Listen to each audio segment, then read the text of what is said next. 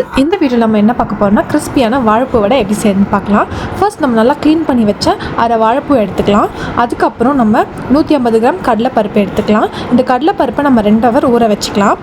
ஊற வச்ச கடலைப்பருப்பை என்ன பண்ணலாம்னா மிக்சியில் நம்ம சேர்த்துக்கலாம். ஃபர்ஸ்ட் கடலைப்பருப்பு, அதுக்கப்புறம் தேவையான அளவு உப்பு, அது கூட 5 to 6 பல்லு பூண்டும் நம்ம சேர்த்துக்கலாம். அதுக்கப்புறம் நம்ம நல்லா வாஷ் பண்ணி வச்சுருக்க வாழைப்பூவையும் அதோட சேர்த்துக்கலாம். இப்போ நம்ம 2 வெங்காயம் 3 பச்சை மிளகாவை நல்லா பொடியாக நறுக்கி அதோட நம்ம ஆட் பண்ணிக்கலாம். அதுக்கப்புறம் நம்ம 1 ஸ்பூன் பெருஞ்சீரகமும் சேர்த்துக்கலாம். இப்போ நீங்கள் என்ன பண்ணலான்னா ஃபர்ஸ்ட் நம்ம ஒரு பேன் எடுத்துகிட்டு அதில் நல்லா ஆயில் ஊற்றிக்கலாம். ஆயில் நல்லா ஹீட் ஆகணும், இல்லைனா வடை ரொம்ப ஆயில் அப்சர்வ் பண்ணிடும். ஸோ இப்போ நம்ம அழகாக ஒரு ரவுண்ட் ஷேப்புக்கு வாழைப்பூவை தட்டி அதை எண்ணெயில் நல்லா போட்டுடலாம். நல்லா கோல்டன் ப்ரௌன் ஆகிற வரைக்கும் நம்ம ஆயிலில் வச்சு டீப் ஃப்ரை பண்ணிடலாம். அவ்வளோதான், நமக்கு தேவையான கிறிஸ்பியான வாழைப்பூ வடை ரெடி. உங்களுக்கு இந்த வீடியோ பிடிச்சிருந்தா லைக் பண்ணுங்கள், ஷேர் பண்ணுங்கள், சப்ஸ்கிரைப் பண்ணுங்கள். தேங்க்யூ.